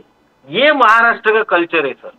लेकिन आज हुआ क्या है, सबको इतनी आदत हुई है, गंदी आदत हुई है कि जब उनको मुद्दे मिलते नहीं तो सामने जो प्रवक्ता रहता है या कोई प्रतिनिधि किसी पार्टी का रहता है तो उसके घर के एग्जाम्पल देना वो शुरू कर देते। ये महाराष्ट्र का कल्चर नहीं है। यही बात हम बार बार कहते हैं कि आपको अगर एक दूसरे के साथ आपको कुछ भी करना, अभी तो नीतिमत्ता रही नहीं। जिस अजित पवार साहब को सब बोल रहे थे ये 70,000 करोड़ का घोटाला करने वाला घोटालेबाज है, उसको बीजेपी ने साथ में ले लिया। हसन मुशर्रफ को साथ में ले लिया। जिस अब्दुल सत्तार ने गालियां दी थी हनुमान जी को, वो अब्दुल सत्तार आज शिंदे साहब के पार्टी में है और वो फिर भी बीजेपी सह रही है वो सब बातें। जिस नवाब मलिक को राष्ट्रद्रोही कहा गया था, वो नवाब मलिक आज अजित पवार जी के साथ है, फिर भी बीजेपी को वो चल रहे हैं। तो ये सब जो चालू है, ये 6 पार्टियों की ये सब नौटंकी चालू है, जिससे हम कोसों दूर है। हम इस नौटंकी में आते नहीं। इसलिए पिछली बार जब माननीय मुख्यमंत्री एकनाथ शिंदे साहब और फडणवीस साहब और माननीय राज साहब चर्चा के लिए बैठे थे युति के, तब ये एक दो जगह की खींचातान चालू थी। सीधा माननीय राज साहब ने कहा ये खींचातान में मुझको पढ़ना नहीं है, आपको मेरी तरफ से बिनशर्त पार्टी में, लेकिन मुझे आपसे कोई सीट नहीं चाहिए। ये महाराष्ट्र का पॉलिटिक्स है सर। जो बाला साहब ने किया था तब, जो प्रमोद महाजन जी करते थे, ये सब भूल गए। जो वाजपेयी साहब करते थे, जो पंडित जवाहरलाल नेहरू करते थे, जो यशवंतराव चौहान करते थे, ये महाराष्ट्र और देश का लोकतंत्र है। लेकिन पिछले 10 सालों से जो राजनीति इस देश में और इस महाराष्ट्र में शुरू है, ये देश के लिए नहीं, महाराष्ट्र के लिए नहीं, पूरे लोगों के लिए ये खतरनाक साबित होने वाला है। सब ये जो सब चल रहा है, लोग एक दूसरे के राजनीति में एक दूसरे के मर्डर करेंगे, इस लेवल पे ये सब जाने वाला है। पांडे जी, आज अगर खुद को रोके नहीं और महाराष्ट्र में राजनीति में लाएंगे नहीं तो ये बहुत ही बुरी लेवल पे ये सब जाने वाला है सर। मैं तो मेरे दोस्तों को उनको विनती करूंगा कि जितना झगड़ा करेंगे, हम चैनल पे झगड़ा करेंगे, लेकिन चैनल के बाहर मिलेंगे तो एक दूसरे को गले लगाए बिना हम आगे नहीं जाएंगे। ये महाराष्ट्र की राजनीति है। चिले साहब, वो पांडे जी कुछ बोलना चाहे, बोले पांडे जी, बोलिए। मैं एक ही लाइन में जवाब देना चाहूंगा कि मैं चिले साहब जो भी बोले अभिव्यक्ति, हाँ चिले साहब, योगेश चिले जी मन से, हाँ योगेश चिले जी, मेरे अच्छे मित्र है वो, हाँ। मैं उनकी बातों का स्वागत करता हूँ। मैं सिर्फ इतना कहना चाहूंगा कि महाराष्ट्र का जो वातावरण आज जैसा कह रहे हैं कि जिस तरह से दूषित हुआ है, उसका कारण क्या है, उसकी शुरुआत कहाँ हुई? मैं आपको याद करना चाहूंगा कि जब चुनाव हुआ था विधानसभा का, उस वक्त भारतीय जनता पार्टी शिवसेना अलायंस एक साथ चुनाव लड़ी थी और महाराष्ट्र की जनता जनार्दन ने मैंडेट दिया भारतीय जनता पार्टी शिवसेना युति को, महायुति को। 105 सीटें आई थी बीजेपी की और 55 सीटें आई थी शिवसेना की। लेकिन उस वक्त भारतीय जनता पार्टी देवेंद्र फडणवीस जी को नरेंद्र मोदी जी ने और महायुति ने चीफ मिनिस्टर प्रमोट किया था और उनके नाम पे, उनके नेतृत्व में चुनाव लड़ा गया था और वो मुख्यमंत्री बनने वाले थे। लेकिन उस वक्त शिवसेना और शिवसेना के संजय राउत सुबह शाम जो नाही नाही मुख्यमंत्री शिवसेनेचाच होणार, ये जो उन्होंने एक अलग रवैया अपनाया और हिंदुत्व के पवित्र 25 साल के गठबंधन को तोड़कर सिर्फ सत्ता, कुर्सी और लालच के लिए हिंदू हृदय सम्राट बाला साहब ठाकरे की विचारधारा को तिलांजलि देकर एक कांग्रेसी हिंदू द्रोही, हिंदू विरोधी विचारधारा के साथ जाकर उद्धव ठाकरे शिवसेना का बैठना, उसके बाद जिस तरह से असंतोष महाराष्ट्र के लोगों में और राजनीति में पनपा, और ये सारी राजनीति जो भारतीय जनता पार्टी माननीय देवेंद्र फडणवीस के साथ जो विश्वासघात हुआ, उस विश्वासघात के बाद ही इस महाराष्ट्र की राजनीति दूषित हुई। तो इसके लिए अगर कोई जवाबदार है तो महाविकास आघाड़ी और मुख्य रूप से उद्धव ठाकरे जवाबदार हैं। अगर शिवसेना ने इस तरह का निर्णय नहीं किया होता तो शायद ये माहौल दूषित नहीं होता, पवित्र गठबंधन चलते रहता, महायुति की सरकार चलती रहती, एक हिंदुत्ववादी महाराष्ट्र हित और पुरोगामी महाराष्ट्र की राजनीति महाराष्ट्र में चलती रहती, तो इस तरह का दूषित वातावरण, इस तरह का कुछ पैदा नहीं होता, ऐसा मेरा मानना है। बोलिए धोनी साहब, बोलिए। फिर चिले साहब को ऐसा है कि जो ये और कांग्रेस ने भी कैसे शिवसेना को स्वीकार कर लिया, जिस कांग्रेस ने पूरे जिंदगी भर शिवसेना को गाली दिया, शिवसेना के खिलाफ आंदोलन किया, और शिवसेना ने भी जिंदगी भर कांग्रेस को गाली दिया, कांग्रेस के खिलाफ आंदोलन किया, कांग्रेस और शिवसेना ने जिंदगी भर एक दूसरे के साथ षड्यंत्र किया, विचारधारा के साथ। आज मुंबई के दंगे हो, बम ब्लास्ट हो, शिवसेना ने सुनिए पांडे जी अभी हमको भी बोलने दीजिए, उनको बर्दाश्त कर ली कांग्रेस को, ये कैसे ये भूल के कैसे पांडे जी इसके पहले भी सुने हैं, सत्ता, कुर्सी, लालच, स्वार्थ और विश्वासघात महाराष्ट्र की राजनीति दूषित हुई। ये देखिए कि राष्ट्रपति पद के जो उम्मीदवार प्रतिभाताई पाटिल जो थी महाराष्ट्र की, ये कांग्रेस की थी, उनको शिवसेना ने सपोर्ट किया था। तो शिवसेना ने कई बार मुरली देवरा जी को सपोर्ट किया था, जब महापौर बने कई बार शिवसेना ने कांग्रेस को सपोर्ट किया था। और इतना ही नहीं, तो जब आनी बानी लगी, इमरजेंसी लगी थी, उस वक्त भी बाला साहब ठाकरे ने कांग्रेस का समर्थन किया था। बहुत सारे बातें हैं जो बाला साहब ठाकरे जी ने कांग्रेस का समर्थन किया था। को समर्थन किए थे, एक मराठी मानुस को समर्थन किए थे, कांग्रेस पार्टी को मुरली देवरा को किया था, कांग्रेस का नेता थे, जबरदस्ती अपने मुरली देवरा को भी समर्थन किया था। कुछ भी बोलोगे नहीं।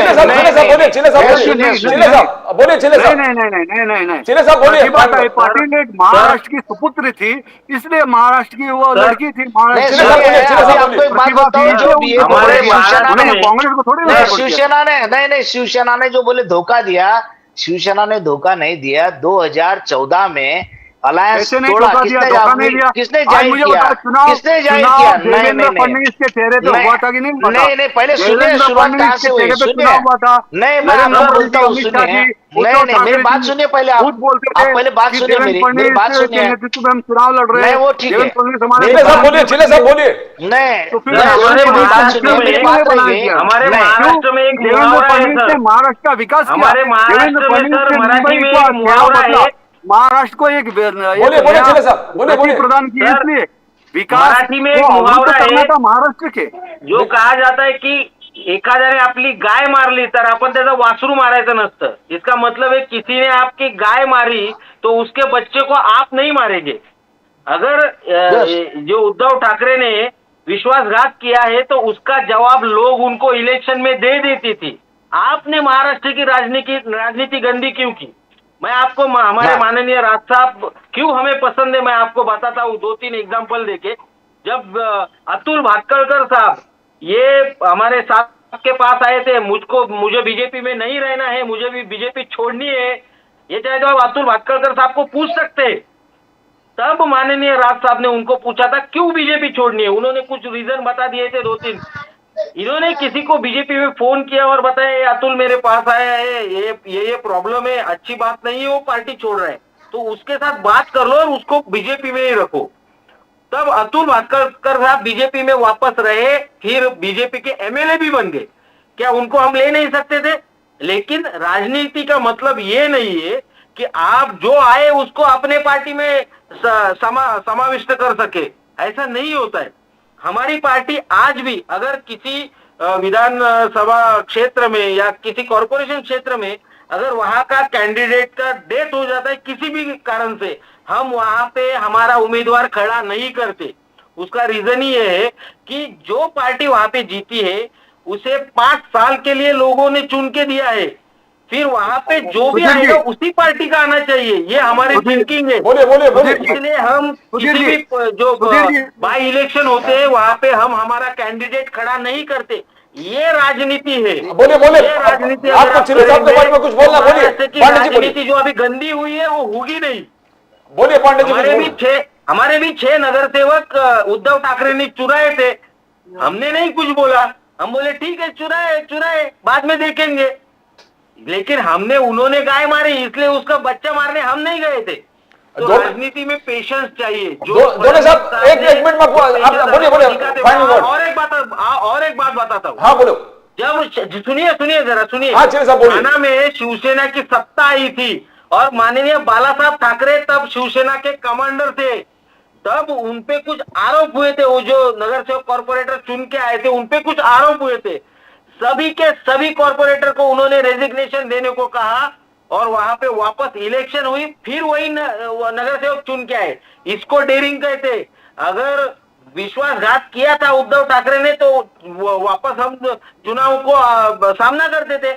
उसमें शायद लोग आपके बाजू से मैंडेट देते थे, लेकिन आपको पेशेंस नहीं था। आपने उस वक्त जो उद्धव ठाकरे जी ने किया आपने उससे डबल किया। तो ये राजनीति नहीं रही थी। चलिए साहब अभी दोनों साहब एक मिनट निकाली। दोनों साहब एक मिनट बोले फिर पांडे जी 1 मिनट में बोलेंगे फिर समाप्त कर देंगे। बोले दोनों साहब बोलिए। सुनिए ठाकरे ने कौन बोले, मैं बोलूं कौन बोले? दोनों साहब को बोलने दो फिर आप समाप्त करो। पहले दोनों साहब को बोलो। ऐसा है अभी जो पांडे जी ने बोला कि शिवसेना ने विश्वासघात किया, उसकी शुरुआत किसने की है? देखिए जब भाजपा और शिवसेना दोनों एक विचारधारा के थे और हिंदुत्ववादी थे तो उस वक्त ये बीजेपी को क्या जरूरत थी? उन्होंने नारा लगाया 2001 में 100% भाजपा। ये जो नारा लगाया भाऊसाहेब फुंडकर उनके प्रदेशाध्यक्ष नासिक में नारा लगाया था 100% भाजपा, यानी उनको शिवसेना को बाजू करना था। एक बात 2001 की बात है। 2014 में भाजपा सेना का अलायंस किसने तोड़ा? भारतीय जनता पार्टी ने तोड़ा। किसने डिक्लेयर किया? एकनाथ जी खड़से उस वक्त नेता थे भारतीय जनता पार्टी के, उन्होंने जाहिर कर दिया कि हमारी अलायंस टूट गया। तो जो 2014 में अलायंस किसने तोड़ा? भाजपा ने तोड़ा। फिर 2014 में भाजपा अलायंस टूटने के बाद जब उनको कुछ जरूरत पड़ी तो फिर शिवसेना का सपोर्ट लिया, 5 साल सरकार चलाई। फिर 2019 में अलायंस किया, लेकिन अलायंस करते वक्त इन भारतीय जनता पार्टी ने क्या किया? जहां जहां शिवसेना का कैंडिडेट था, जो चुनाव क्षेत्र शिवसेना के लिए छोड़ा गया, उस चुनाव क्षेत्र में इन्होंने इंडिपेंडेंट को खड़ा करके उसको पैसे दिए, उसको सपोर्ट किया। बीजेपी कार्यकर्ता ने उनको मदद किए। हर जगह पे शिवसेना के उम्मीदवार को हराने की कोशिश किए। और जब 2019 का रिजल्ट आया तो सब शिवसेना के एमएलए बैठे। अब वो तो हिंदुत्ववादी विचारों के थे, वो तो कांग्रेस के विरोधी थे, लेकिन उन्होंने बताया कि भाई हमको तो गिराने के लिए पूरी कोशिश की बीजेपी वालों ने। बीजेपी ने हमको मदद नहीं की है। पांडे जी आप चिल्ले साहब के सुने, आप धोने साहब के सुने, आपने बेवफाई आपने की है। भारतीय जनता पार्टी है, शिवसेना नहीं है। बेवफाई पांडे जी दोनों कह रहे आपने किया। चिल्ले साहब ने उदाहरण दिए कि कैसे राज साहब ने हमेशा मॉरल और डिसिप्लिन को सामने रखा है। बोलिए पांडे जी। देखिए मैं राज साहब ठाकरे की भूमिका का पूरा समर्थन करता हूँ और इन्होंने जो हिंदुत्ववादी विचारधारा लेकर आज महाराष्ट्र हित के लिए काम कर रहे हैं मैं उनका स्वागत करता हूँ। लेकिन मैं जो कांग्रेस के प्रवक्ता ने कहा कि ये बाद में हुआ, शिवसेना को फोड़ा गया, तो मैं उनके बात का खंडन करता हूँ। जब देवेंद्र फडणवीस जी को मुख्यमंत्री न बनाकर शिवसेना उद्धव बाला साहब ठाकरे जी मुख्यमंत्री बने शरद पवार जी के साथ और कांग्रेस के साथ जाकर, वो जिसके कारण शिवसेना में जो हिंदूवादी नेता थे वो हिंदूवादी नेताओं में असंतोष हुआ और राष्ट्रवादी कांग्रेस पार्टी के विधायकों के द्वारा जो उन पर दबाव तंत्र इस्तेमाल होते थे, काम नहीं होते थे, उसके कारण और मुख्यतः हिंदुत्व की विचारधारा पर चलने के लिए ये एकनाथ शिंदे जी के नेतृत्व में 1 2 3 4 नहीं साहब, 50 से अधिक विधायक, अगर कोई फूट डालना होता, तोड़ फोड़ करनी होती तो क्या 55 के 55 50 विधायक छूटते हैं क्या? कभी नहीं। ये एक वैचारिक लड़ाई थी और इन्होंने अपने जन मन को, अपने ईश्वर को हाजिर नाजिर जानकर यथा स्थिति हिंदुत्व के लिए ये लोग अलग हुए और भारतीय जनता पार्टी का समर्थन किया और ये 50 करोड़ लेके ये उद्धव ठाकरे जी को भी समझना चाहिए कि हिंदुत्व का साथ छोड़ने के कारण ही एकनाथ शिंदे अपने 50 से अधिक विधायकों और बड़े संगठन को लेकर 50 विधायक धोने साहब 50 करोड़ बोल रहे हैं, 50 करोड़ धोने साहब 50 करोड़ नहीं ये सब देखो झूठ अफवाह एकदम ओके, ये सब है ना, सब चर्चा इसीलिए तो हार गई है। और आपको एक बात बोलता हूँ कि ये बोलते हैं उद्धव ठाकरे अरे भैया, उद्धव ठाकरे के साथ कांग्रेस राष्ट्रवादी गई, कांग्रेस और राष्ट्रवादी ने उद्धव ठाकरे को मुख्यमंत्री बनाया, उनके साथ गए नेता। अभी मुख्यमंत्री बनाएंगे क्या धोने साहब? Uddhav Thackeray ji NDA candidate declare कीजिए। आप ऐसा वो जगह पे थे, उद्धव ठाकरे खुद की जगह पे कायम थे, उनके साथ कांग्रेस राष्ट्रवादी गई। जाकर राहुल गांधी के सामने चिले साहब फाइनल वर्ड, क्या उद्धव ठाकरे जी एनडीए कैंडिडेट होगा सीएम? आज इतनी दयनीय स्थिति नहीं, गलत बात है। देखिए उद्धव ठाकरे जी का सुनिए, उद्धव ठाकरे जी का जो बताया कि राहुल गांधी जी के सामने नहीं, देखिए सुनिए नहीं आज ये सुनिए, आज ये बताइए कितनी दयनीय स्थिति उद्धव जी की है कि कांग्रेस उनको मुख्यमंत्री का चेहरा नहीं बना रही है। मुख्यमंत्री बनाना तो बड़ी दूर की बात है, उद्धव साहब को आज मुख्यमंत्री का चेहरा नहीं बनाया जा रहा है। कितनी दयनीय स्थिति है। मुख्यमंत्री सम्राट ने सपोर्ट किया, ठाकरे की आत्मा कितनी दुखी होगी। राज ठाकरे साहब 20 तारीख को शायद विदर्भ के दौरे करने वाले। दयनीय अवस्था आज कांग्रेस पार्टी ने कर दी है। नवनिर्माण यात्रा फाइनल वर्ड चिले साहब। नहीं, अरे उनको दयनीय अवस्था क्या किया, उनको मुख्यमंत्री बनाया। अरे बताइए, संजय गांधी रोज बोल रहे हैं चेहरा तो होगा, संजय राउत रोज बोल रहे हैं चेहरा तो होगा, चेहरा तो एक देना ही पड़ेगा। ठीक है देखिए सुनिए, हर एक को अपनी अपनी पार्टी चलानी पड़ती है। अभी भारतीय जनता पार्टी का चेहरा कौन है? भारतीय जनता पार्टी ने कहाँ डिक्लेयर किया? भारतीय जनता पार्टी ने कहाँ डिक्लेयर किया? भारतीय जनता पार्टी। चिले साहब thank you so much for being on the show. Chile साहब थैंक यू सो मच, धन्यवाद। धोने साहब धन्यवाद। जय Maharashtra. Thank you so much for being on the show. Bharat माता की जय। Bharat Mata ki jai. Thank you so much for being on the show. It was a fantastic debate, a never-ending debate, very well spoken by all spokespersons from each of the political parties. And we always end with the preamble to the Constitution. As the preamble says, we the people hereby resolve to constitute India into a sovereign, socialist, secular, democratic republic and to secure to all its citizens justice, equality, liberty and fraternity. Justice is social, economic and political. Equality is equality before the law and equal protection of rights. Liberty is freedom of speech, expression, faith, worship and belief, and the right to life, liberty and pursuit of happiness. And fraternity is eternal brotherhood, believing in the territorial and political integrity of the nation. As we always discuss, whichever political parties and all political parties together form the government, or the leader of the government and the opposition, and all parties together come forward to protect the Constitution, the pillars of the Constitution remains safe, the pillars of the Constitution remain safe, and the country survives and prosper. You can subscribe to the channel by clicking that subscription to the channel. Click on that. That's all from Pradeep Nambiar Nation. Now we'll come again with more news from the nation, Maharashtra and Mumbai. Till then, it's bye for now.